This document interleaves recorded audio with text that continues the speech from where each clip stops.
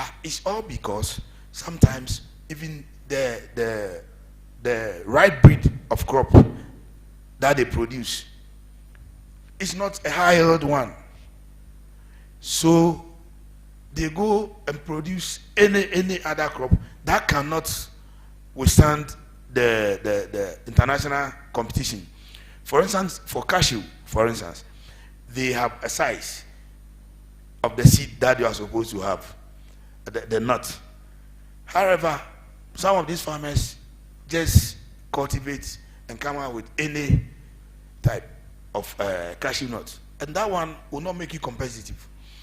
So we are trying to have a policy on research and development to help the farmers to identify crops that are of high yield, and also ensure that the sanitary and phytosanitary conditions of their products are of international standards, so that when they want to compete at the international level, they will have it. Then the infrastructure, we are looking at we have a water lake. I think you are aware that Ghana has a water lake, which is the biggest man-made lake in the world. You've realized that there are millions of hectares of land along that basin which is not being used. Yet our farmers complain of irrigation and other things. So we've realized that if we try to create special economic zone for agro-processing industries, whilst we have the farmers also within the enclave, they will be able to share some of this infrastructure, especially irrigation. And we are also we've also come out with what we call the farmer service centers. We know our farmers don't have the capacity to buy combined harvesters, tractors for their farms. So what government is doing is that we are liaising with some private individuals to set up farmer service centers in the various regions of the country, so that if a farmer needs it, he will just go and rent it like we rent normal cars, and that will bring the cost of production a bit down for them to be competitive. No, thanks very much, Director. I, as a council, I don't know if you've done your job. Because I've seen the mic moving before it comes. Because I think the picture that has been painted here is quite interesting. You had the farmer who said access to finance, and he complained to the extent. And then, of course, the picture on this other side is like things are moving on this side. I don't want you to answer that question now, neither do I want you to respond. You'll come back to that. I just want to you see, the agribusiness bit is just, I am just about 5 months in office.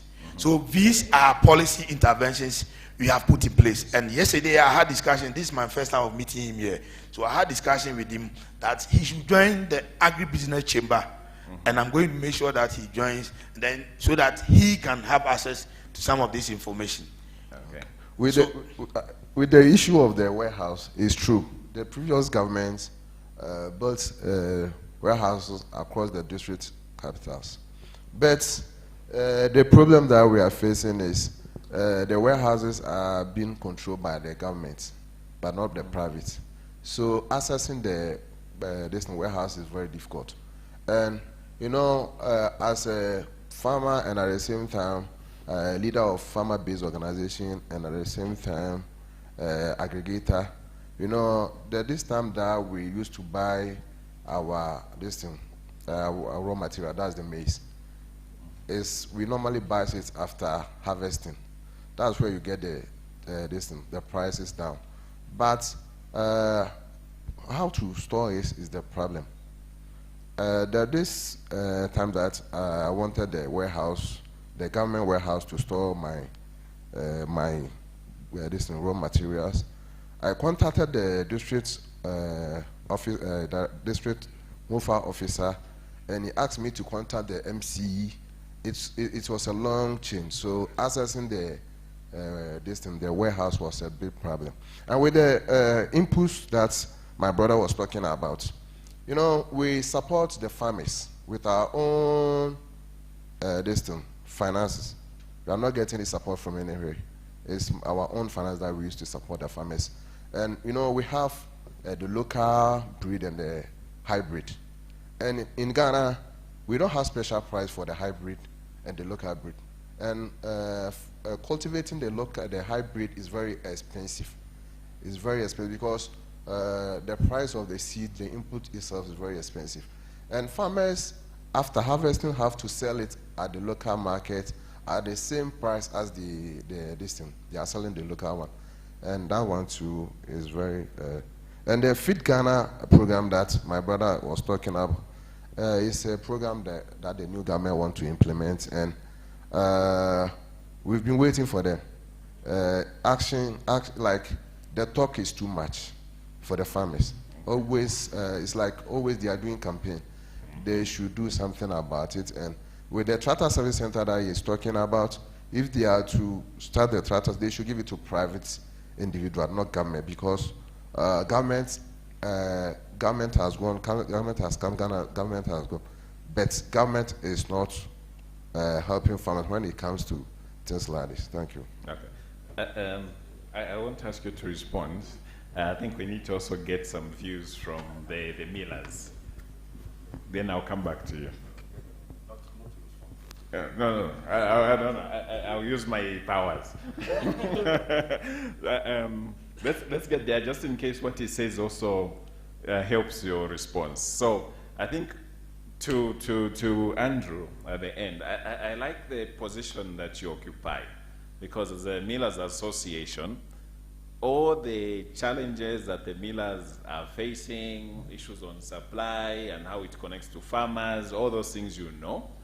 On the other side, you also have a knowledge of the markets.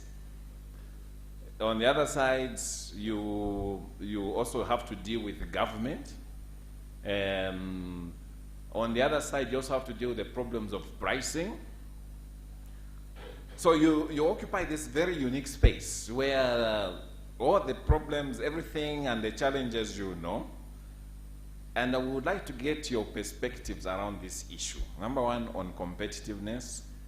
Number two, on the value chain integration. Number three, issues on storage and infrastructure, which have been mentioned. Number four, warehousing, the financing things, markets, name it. So it's a loaded question, but I think because of your position, I know that you have perspectives and insights that you'd like to share with all of us. And also, maybe possible, you can also touch on some of the things that have been mentioned. I know the colleague from Rwanda was talking about the competition he faces from companies in Spain. That is also, and I don't know if those goods land here cheaper than what you produce, as an example, I'm not sure. But maybe let's hear it from you, because you occupy this space. Thank you very much. I think it's a very interesting topic, and the contributions from my colleagues that have spoken earlier, I think it's suggesting quite a number of things. To begin with, I would like to speak first of all to production.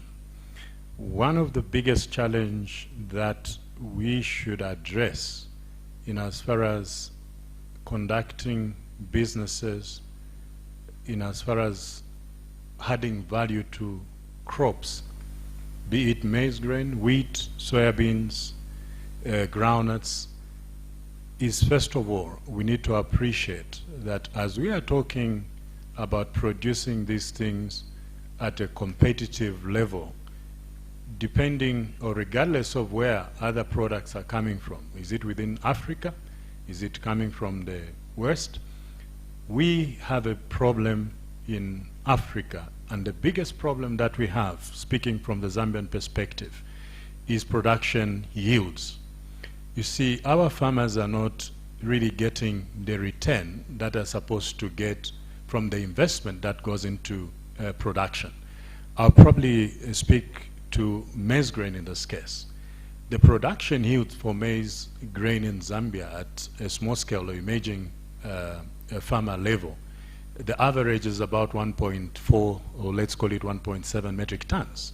But when you look at the commercial production right from Zambia, it's huge. It's about over 8.5 to 13 tons per acre. So now when you look at these things, there is a very big gap that we need to address, because if a farmer is going to produce less from what they've harvested, it means that they'll be asking for more money on the grain because of low productivity or production yields. Therefore, that is where the problem begins from. So now, in addressing some of these challenges, what we need to do as stakeholders of value chain in the grain processing is to begin to address issues from the primary production level, so that if our farmers can increase their production, it's a principle of mass production. And once we address that, then whatever grain, whatever crop that we produce will actually be competitive on the market. If you produce more, no matter what the price will be on the market, you'll be able to get a return. But if you produce less as compared to your investment, the problem begins right there. Because when you bring your product on the market, you'll be expecting to get a higher price, because the price that you'll be asking for will not be correlating, will not be speaking to the cost of production or to the cost of the actual product. So for me, number one, we need to address the issue of production yields, which obviously is quite key and very, very important. In terms of market access, from the Zambian perspective, as processors, we have an installed capacity to produce maize grain to the tune of about 4.6 million metric tons per annum. Now, earlier on, I think, is it Ghana, they talked about we are producing not enough in terms of our installed capacities. This is a similar case in Zambia. If you look at an installed capacity for maize grain production of 4.6 million per annum, and what the country requires is only about 2.2 million. So you have an overcapacity in terms of investment in the country. And when you look at this, already the farmers have the market. They don't really need to struggle to find the market, because the market is there. Why? The installed capacity in terms of maize value addition is there. Be it maize meal, be it stock feed, we have an overcapacity in that respect. Now, when you look at all these things in terms of value addition and all that, I think we have enough installed capacity to cater for our local consumption, as well as to export within the regions.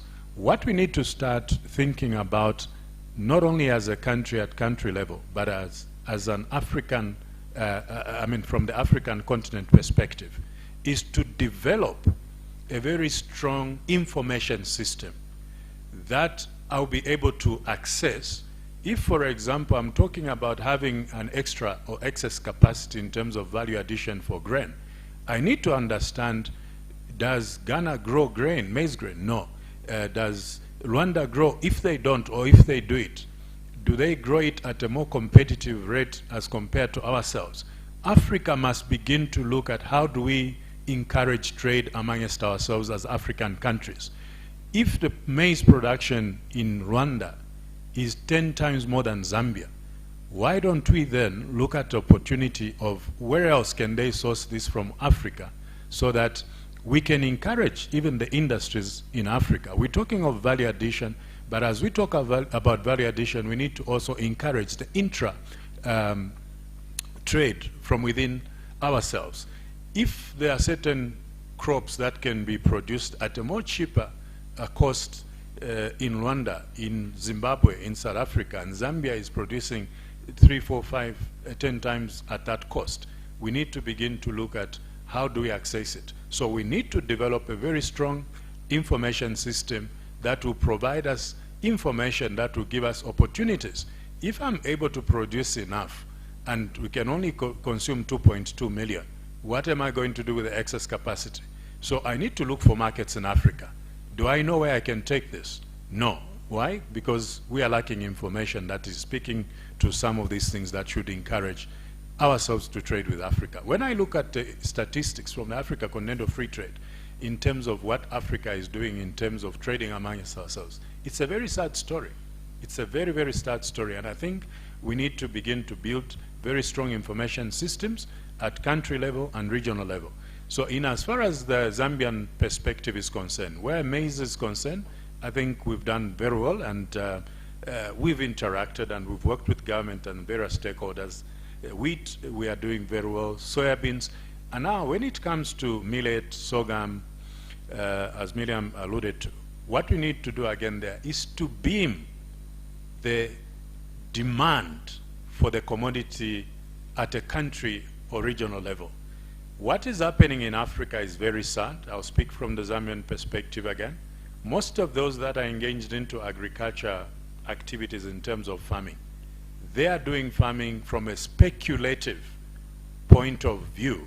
Because if the market today for maize, the price for maize this season is very good, next year those that produced soya or call it groundnuts or any other crop will all switch to go and grow maize. What happens? When they grow maize in the next season, everyone else has produced maize, the prices crash. So all these things are happening because there is lack of the information system that people are able to access and know what sort of a market do I have, what crop can I produce.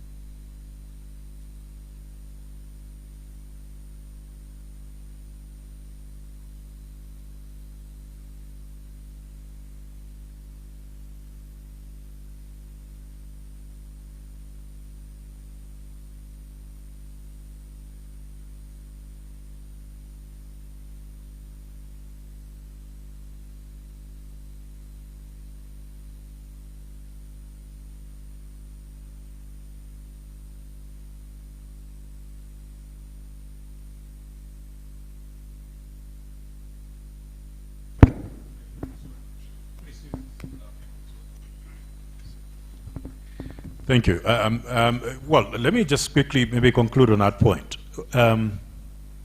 So what has happened is that farmers have engaged in what I call speculative farming, rather farming, because the markets are not predictable.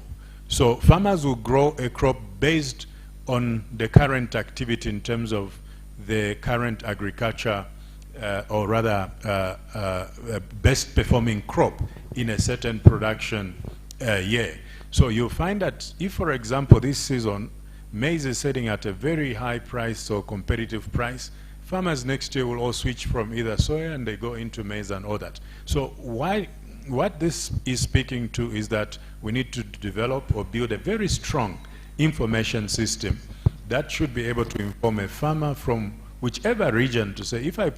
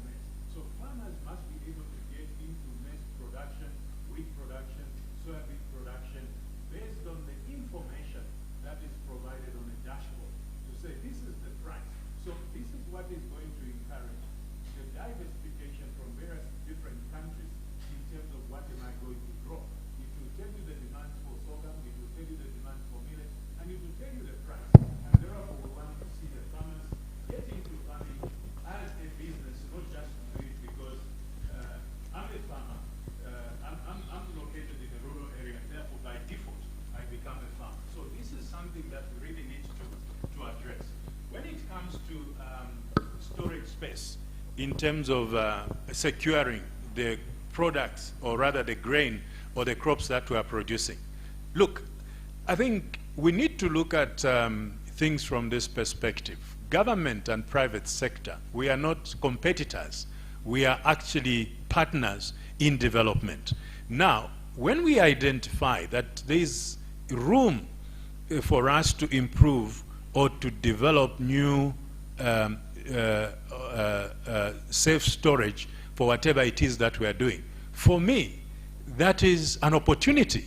And the problem we have is that when we are meeting to discuss issues to do with agriculture, people that have to handle financing are not in the room. Other business investors that are looking for where else can I invest, they are not in this room. I think we need to break these silos and begin to work in one room. The reason why we've lagged so much behind in terms of developing agriculture in Africa is that we work in silos. So we are discussing grain production. The only player that is here is a farmer and a processor.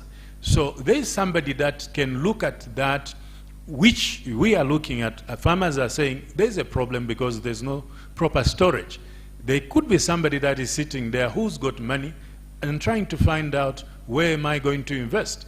Therefore, there's an opportunity for somebody to invest in silos, which can be leased as a private sector. Government's role probably could be that to facilitate, give them land in areas where there is high production of, is it sorghum, is it maize, is it this? So this is something that private sector has to tap into. Now the problem we have is that we have these good conversation amongst ourselves, therefore we are leaving some very important people in the sector that can actually be providers or respond to some of the solutions. So I think as far as the storage space is concerned, this has to be driven by private sector by providing linkages that when we are having discussions, somebody must look at that not as a problem, but here's an opportunity for me to invest and be able to get my return because there's something that is lacking. Now, in terms of market access, I know you have a lot. And I think maybe some of it you can respond to it as we quickly wrap up. But before you hand over the mic, I want you to just address this issue. You've talked about the installed capacities.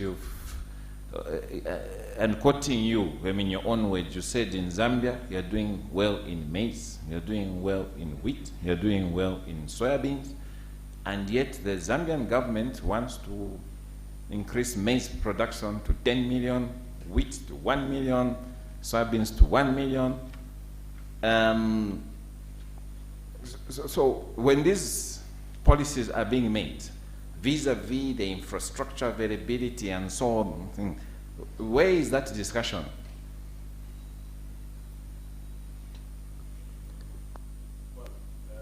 Very good question. Quick one. Yes. Quick answer. Yeah. For me, once you see, government is I think is ambitious to move the country from 4 million metric tons per annum to 10 million. When a pronouncement is made by government, for me, that becomes policy. So farmers need to realize that we need to increase production, or we need to increase maybe the area planted and things like that. Therefore, it's an opportunity for somebody to invest. We need to understand what is our storage capacity in Zambia. I think we've got storage, both private sector and government, that can hold to about 3.8 million metric tons self-storage, that is. And now, there is room for about, let's call it or maybe 7.2 million metric tons if we are to grow the production capacities to there. So I'd like to say that as private sector, people need to begin to look and position themselves. In an event Zambia, in the next 2-3 years, attains the 10 million, what are we going to do? Therefore, there's an opportunity for somebody to invest in storage.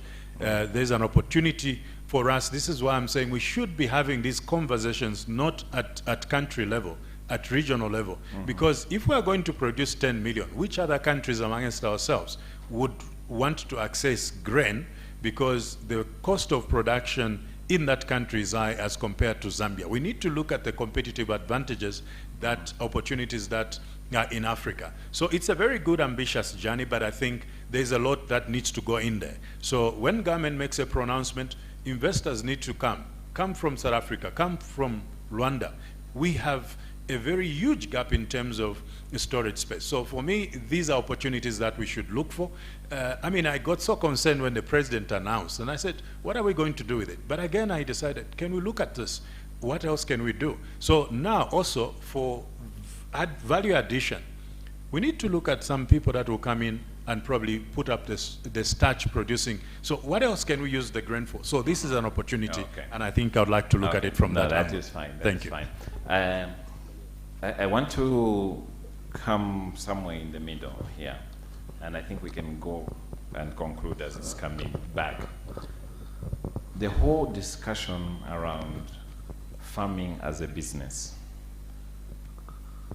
and we were talking about this commitment 1, increasing food production, and we want to increase in a competitive manner, so that ideally you're talking about costs going down, efficiencies going up, and you become competitive, and that benefit is then passed on the value chain processors until you trade. So really, if we have challenges, it starts there. So from the processor's point of view, how, I know you've mentioned contract farming and other things, but have you done that level of analytics to say that this is what needs to be done to shift gears and to change the game for farmers? He mentioned that there are 1.4 million tons per hectare. If they increase that to 2.8 or 3, it's of great benefit to the processors. Are you part of that conversation? And what do you think needs to be done for that to happen? Okay, thank you. I'm Samuel. Maybe I need to, fellow panelist has made my job easier. Yeah. And actually I'm a processor. I'm here representing youth and again agri-processors. So how we see it as an opportunity, because first of all, if there shall be an increase of productivity, that means that there is availability of raw materials, which is going to be which is going to make a business profitable, because the raw materials are going to be somehow down. So for us, our part is on increase of knowledge for the farmers, so to make it happen, and also establishing a way of helping them to tackle the challenges that they're having, like climate change challenges and all of that. So I can say in one word is that seeing the increase of productivity for the farmers, it's actually a great opportunity, because the farmers are the backbone of the businesses as for the processors.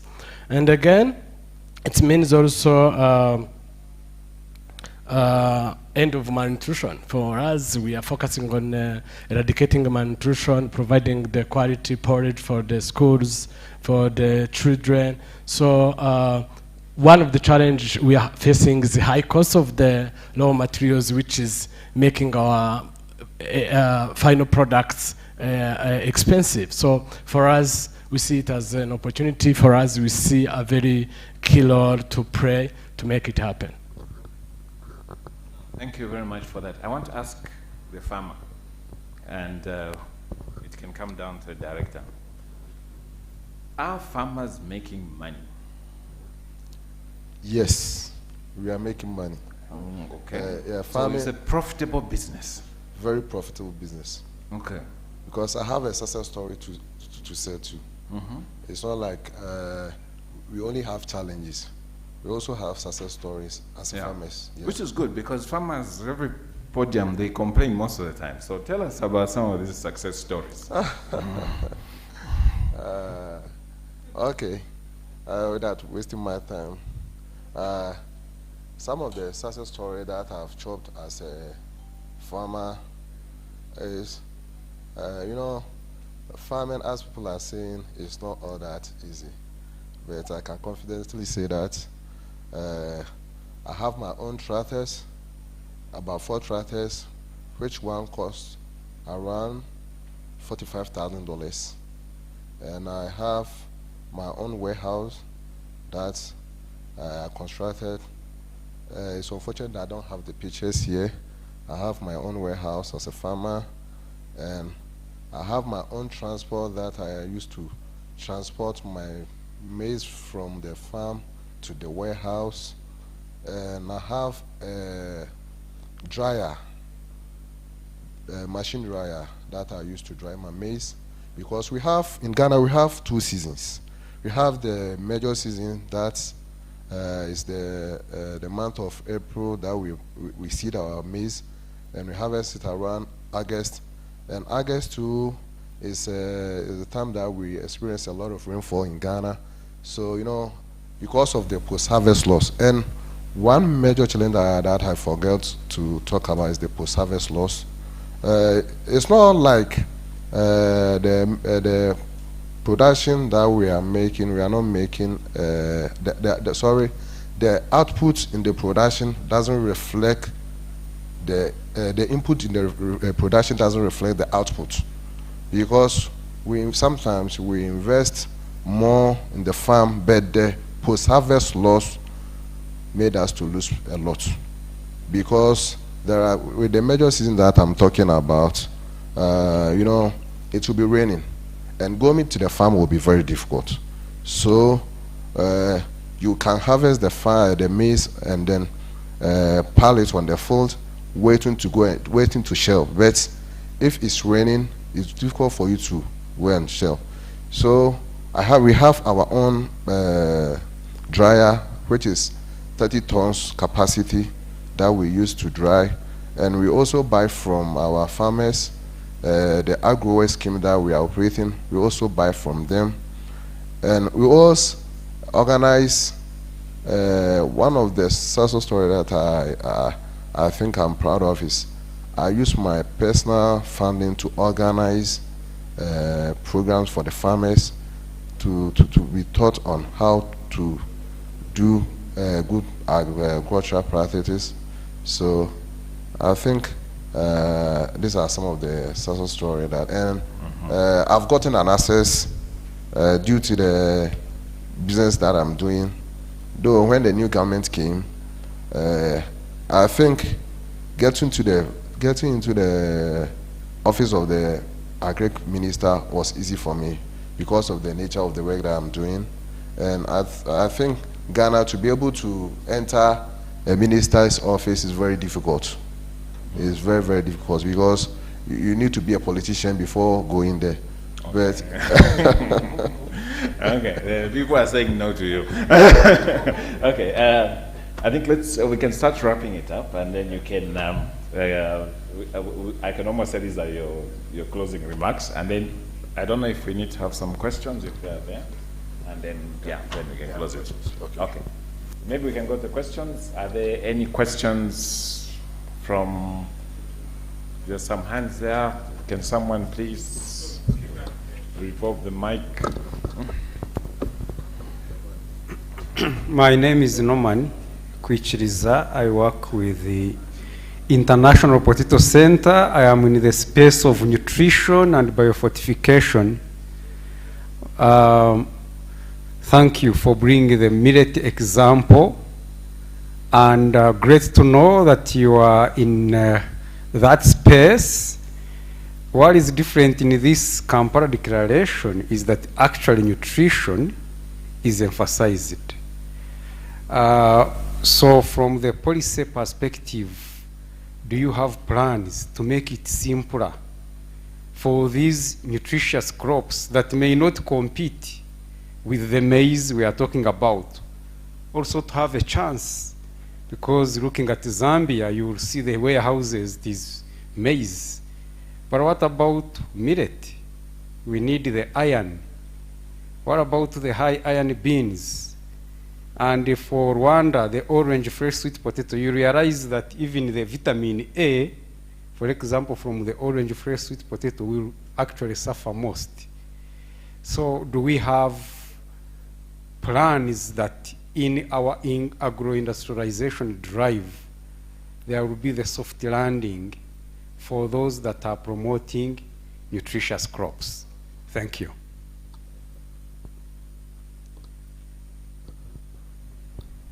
Good morning. My name is Mwendalobi Msoka. I'm Director Agribusiness from Zambia. I want to agree with the views that came from the farmer and the processor regarding the issue of limited access to finance. For a very long time in Zambia, the farmers have limited or poor access or no access at all to finance. So it is only now that government working with private sector is trying to develop the warehouse licensing system where the farmers and traders will be able to take their produce, to take their grains, their commodities to a warehouse where they will be issued a receipt which will act as collateral so that the farmers are able to go to a financing institution and access cheaper finance.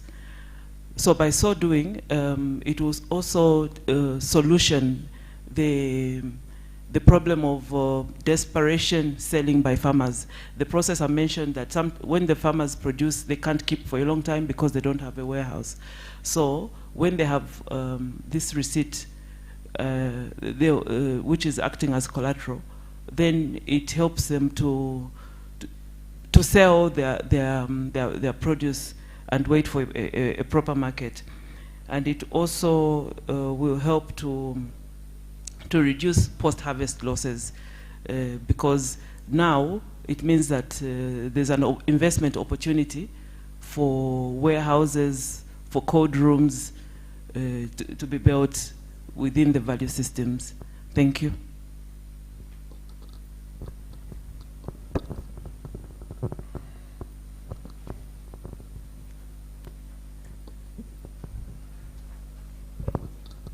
Thank you so much.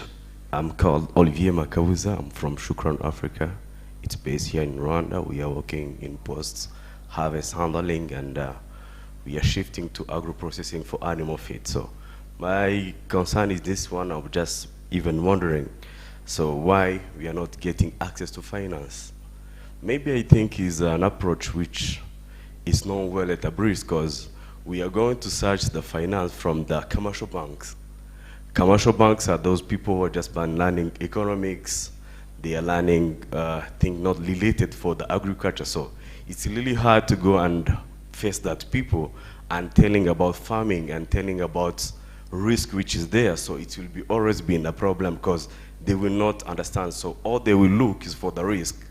They will see much risk than more than solution. So I think that the approach should be just thinking about agribusiness banks, those people who is qualified for the agriculture system so they can understand and then face and looking the way forward of those way to handle it. So my question is going to Mr. Andrew, and he really give us a good conversation regarding by Zambia, how they go far with the production of maize. So if I understand well, they have been getting the production of 160% this year. So always there is a problem of the loss in our warehouse. The losses is just too high, and my concern is this one. If your target is going almost like 1.5 as what you have been projected, so how do you deal with the post-harvest handling? Because that's the main problem, because we are harvesting, yes, but the loss is really high. Because if you go to 20 to 30% of our loss, that affects also on our price when we are going to sell our raw material. And my other question going to my fellow from IF. So we are starting the very high competition between human consumption and animal consumption. And this is a high and serious competition in a coming future. So how do you address this problem in the future so you can get the raw material secure? Because that also will be affecting the human consumption in the future. So thank you so much. Thank you. I think one last question, and we have to go within like 5 minutes. Thank you, Chair. I think I'll be very quick. My name is Pardon Jerere. I'm from COMESA. I think I get much inspired with the Zambia narrative, tripling production to 10 million tons. And maybe I was a bit late. I got lost trying to find this room. Maybe I've talked about it, but I wanted to understand what are the policy and practice measures that the government has put in place. Maybe you can give me 2 policy and practice measures that government has put in place to ensure that we reach that triplation of maize production. Thank you.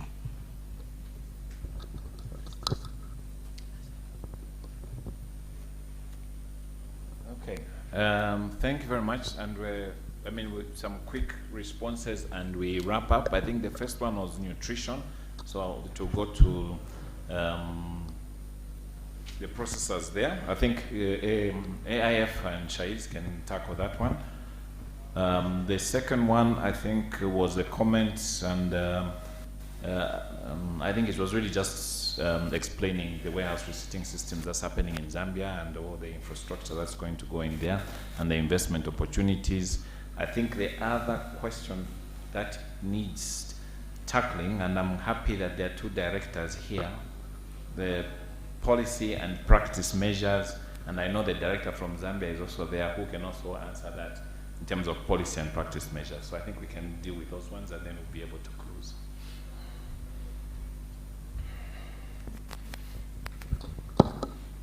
Okay.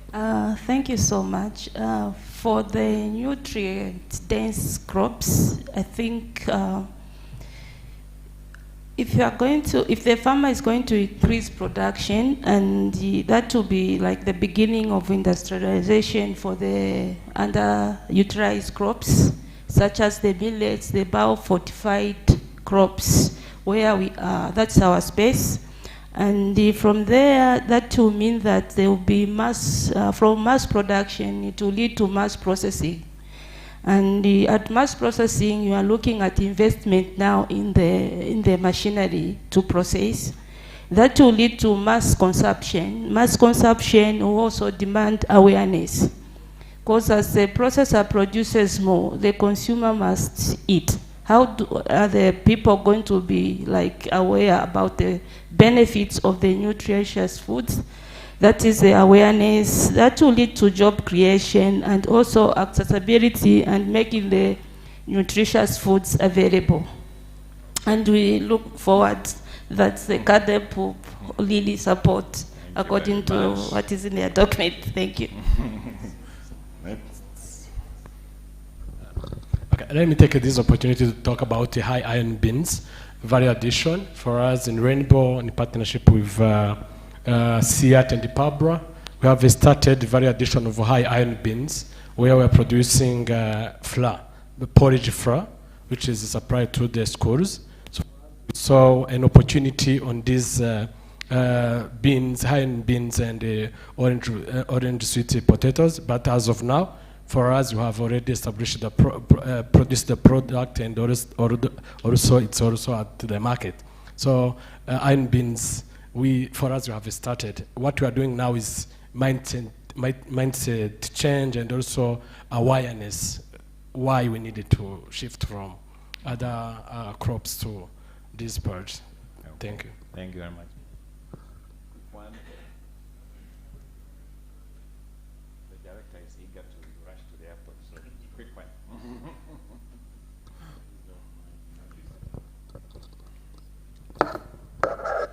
Thank you. 2 questions directed to Zambia. One, what are you doing about post-harvest losses? I talked about a combined storage space in Zambia of about 3.8 million metric tons. That is self-storage. With the current production numbers, we are able to do that. I'll just probably give you a very quick and practical example. Like the current maize marketing season is still on.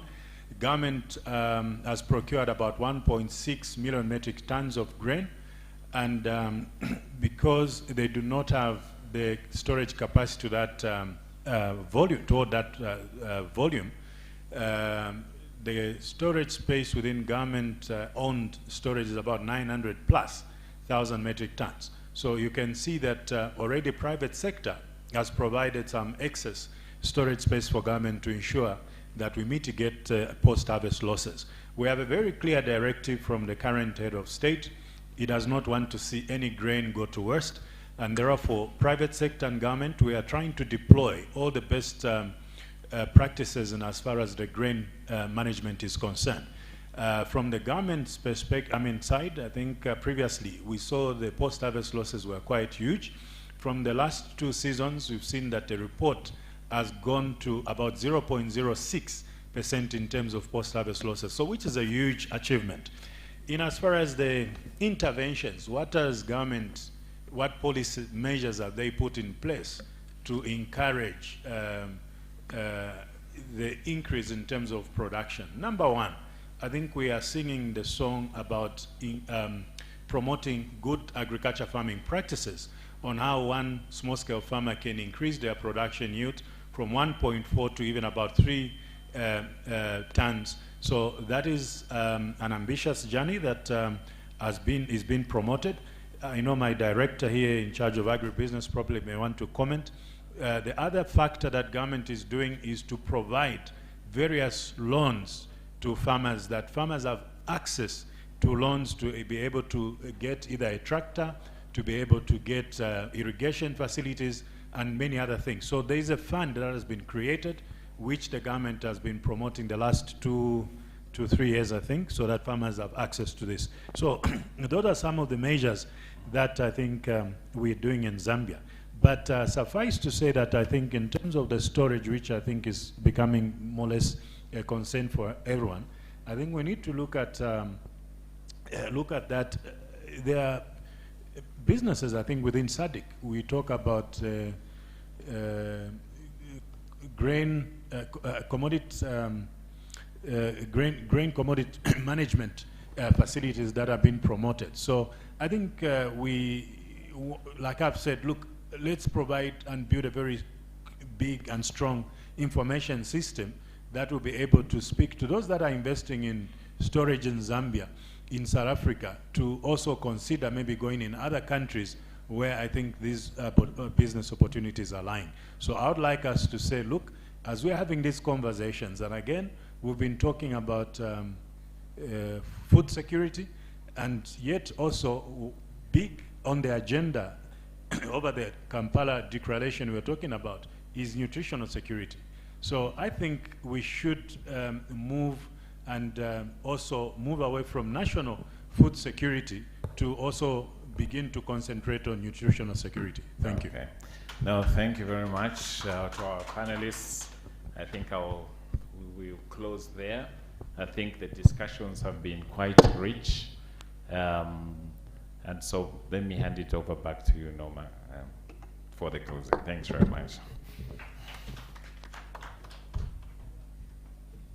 Let's give them another round of applause for such an excellent and interesting discussion. Thank you very much, panelists. You can take your seats.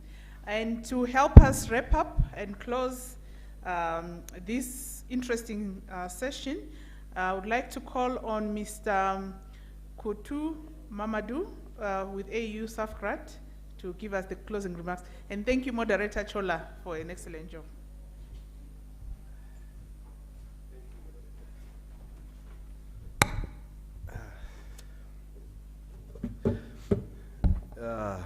Thank you. This is just a few words of thanks. First of all, we want to appreciate the collaboration in organizing this side event. I mean here the collaboration between AU SAFGRAT, FAO, and AUDA NEPAD. And we also want to thank all the panelists here for the, those experiences that they have shared with us this morning. And I hope that all the attendees, all the participants here have learned through the experience that they have shared with us. And above all, also we need to give a big thank to all of you for attending this workshop. I think this is basically what we want to share with all of us. Again, thank you for coming. Thank you for making time to be around with us this morning. Thank you.